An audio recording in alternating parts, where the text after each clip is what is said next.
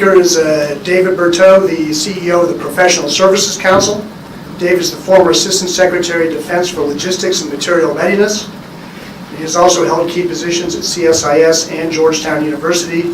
His degrees are from Tulane and the University of Texas. All nice to see you, David. Thank you very much, Mac. I brought my phone up here and it's not turned off because it's the only way I know to keep track of time.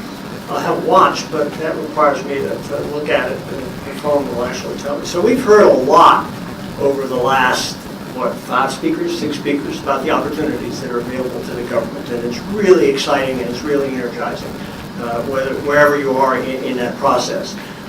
So those of you who don't know the Professional Services Council, we represent companies that do business with the government, right? And so we live in this world of opportunity. But we also live in the world of how do you get the government to look at and see that opportunity and figure out how to take advantage of it. Right? So how many of you have bought a car? Raise your hand if you've bought a car, ever in your life, right?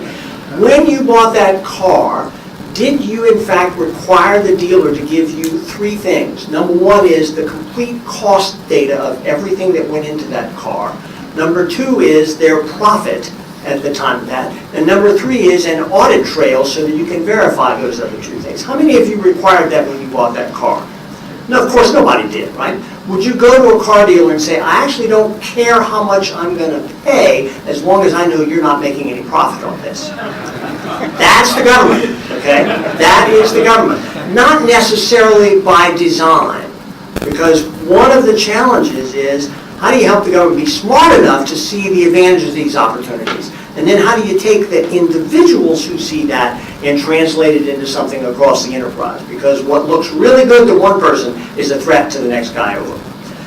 When I came into government, they issued me a pencil, two pencils actually. We were under an O&M freeze in DOD at the time, and we were controlling the number of pencils. You could get 2 per day, but you had to sign for them. This was not automated. But somebody checked. There was a human being checking to see whether you had actually gotten 2 pencils earlier that same day, and then you would be prohibited from getting any more. You got a tablet, you got a desk, you got a phone, you got a file cabinet, and a chair. Right? There was a typewriter in the office, but the secretary had the typewriter. If you needed something typed, you wrote it on the tablet and you gave it to the secretary and she typed it. Now that was the last millennium, so it's a bit ancient there, but clearly you can see opportunities in that process for improvement. You can translate that into today. So this is a really good time to be in the improvement and modernization business. First, because there's so many opportunities there. Second, because the government finally, for FY19, for at least a number of agencies, has actually passed a full year's appropriation before October 1st, and a few agencies were actually realizing they can use this opportunity to keep moving forward. And you've got an executive branch that's starting to wrestle with some of this. We already had mentioned, I really like the idea of smart cloud instead of cloud smart, but we'll use both of those acronyms. You know, you've got legislation. If you work on the Hill, you think, man, if I can just get this legislation passed, I've got it done. Right, so we've got FTARA, we've got Modernizing Government Technology Act, we've got a lot of things. That's like 2% of the work. Right? Then you got to start looking at implementation. So you work at the White House, you work at the Executive Office of the President, you work in one of those agencies that really serves the rest of the federal government, GSA, OPM, OMB, etc. And you think, okay, I can do all this. I can issue executive orders to get all the CIOs oriented right. I can actually force CFOs and CIOs to work with one another. I can update the computing strategies, and I can update the President's management agenda, incorporate technology business management into place. Now you're moving probably another 5–10% of the way towards doing that, especially if you start collecting data and using the data to manage this, right? So just looking at the impact of TBM, of technology business management. We're actually, if you're familiar with the way PSC does its work and the way we did this at CSIS before, right, we look at what the government spends its contract dollars on. And the government tracks this through a very nice system called the Federal Procurement Data System, which translates also into USA spending in a nice web-based way of looking at numbers more rapidly without having to do the homework. But all of these are based upon these product service codes that break down into 4 digits and you roll them up into various categories. None of this tells you what you're spending your money on or what you're getting for that money. It creates nice categories, but you can't tell IT spend from that. So TBM is starting to move us to where we can actually tell what we're spending our money on. This is the first essential but not very sufficient step to know what you get for your money. Right?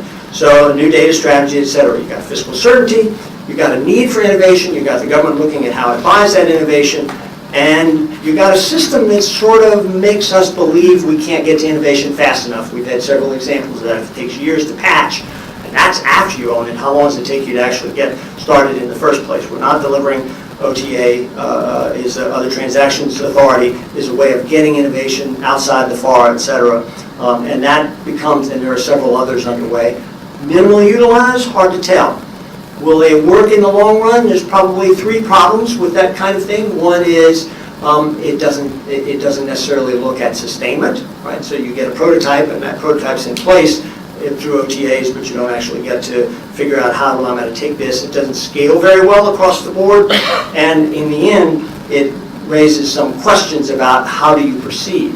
But it is a way to get opportunities faster and to be able to demonstrate it. Why is that important? Because the vast majority of the people in the government like doing what they did yesterday, and they'd like to keep doing that tomorrow because it worked pretty darn well. And throwing that away requires somebody to prove that it's going to be better. Larry Pryor described a really nice case model, right, that sort of said, okay, I got a good way of laying this out, but it requires the government to have people smart enough and in places where they can take that opportunity and push it forward. How do we get there? Part of that is training. Part of that is having enough people. Part of that is culture. I love the SAP description earlier because it takes me back a couple decades ago, right? DoD was going to move to ERPs, and it was going to integrate everything and solve everything. What did we end up with? We ended up with every entity had its own decision about what ERP it was going to use. And I think we are still, it's been a couple of years since I left DoD, I think we're still moving to how do we integrate all of that together. So that part that says, I want to protect my part of the government, that's my really important job, is to protect my part of the government, right? That's a big, powerful force that has to be overcome.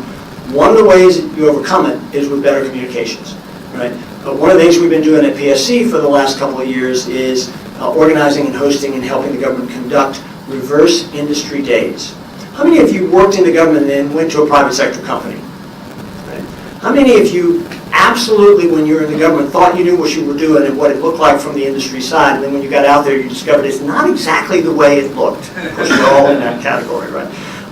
It'd be nice, in fact, one of the ways we put these reverse industry days is to help people who are in the government understand what a company, whether it's a commercial company, whether it's a pure government contractor, whether it's large, medium, or small, how is it the government's behavior in getting to a contract, because eventually you got to have a contract or you're not going to get much done.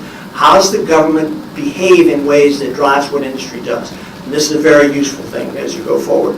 OFPP, the Office of Federal Procurement Policy, is pushing called Acquisition 360, which is a review that will let the contracting community and the program community get a sense of what all of the layers, their customers internally, their providers externally, their supporters on the collateral side, how they all view their performance. This would be great benefit going forward to be able to look at this.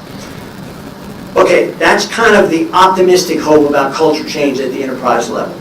But there are a couple other factors that I can't get off the stage without being pessimistic, or at least recognizing the future reality. I did mention that we've got an FY19 appropriation for a number of agencies, and even those that are under a continuing resolution have a high level of funding because the level was set by the last bipartisan budget agreement. That agreement expires in 10 months and 3 weeks. Okay, because that's when the Budget Control Act caps come back into play.